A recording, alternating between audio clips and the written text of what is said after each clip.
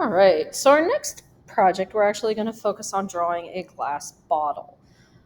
There's a couple different ways you can start this out, and you can get kind of creative with the shape, but there's a couple basic structures you need to have. You need to have the opening of the bottle, you need to have the bottom of the bottle, and whatever's in between.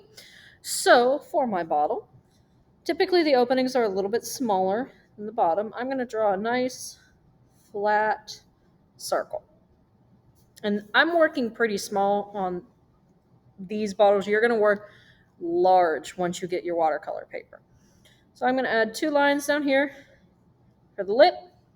And this is where I can get kind of creative. I can decide if I want a long neck bottle, if I want a really wide vase or fishbowl, something like that.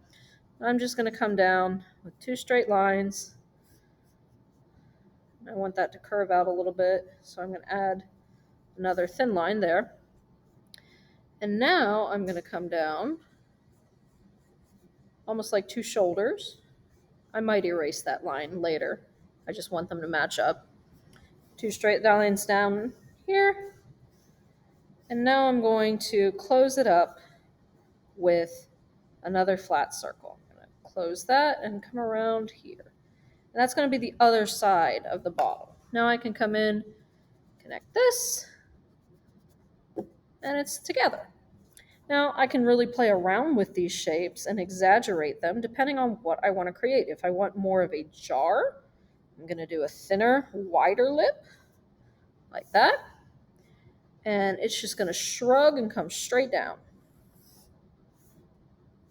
And then close it on up with that rounded flat circle. Notice how my flat circle meets the corners where those bits dropped. If I want more of a mason jar type look, I'm going to do a fatter lip.